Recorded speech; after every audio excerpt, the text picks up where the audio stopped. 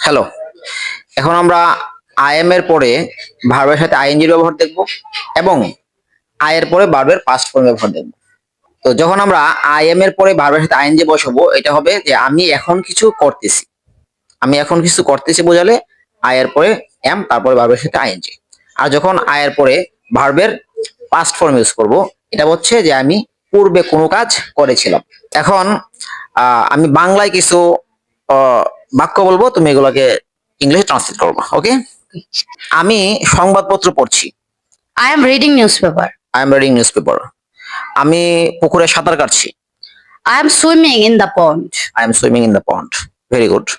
তারপরে হচ্ছে past, I এর পরে ভার্বের পাস্ট ফর্ম। আমি সকালে আমার রুম মুছেছিলাম। I cleaned my room at morning. Very good. I cleaned my room at morning. আমি দুপুরবেলা হাসপাতালে গিয়েছিলাম। I went to hospital at noon. I went to hospital at noon. I went to hospital at noon. Very good.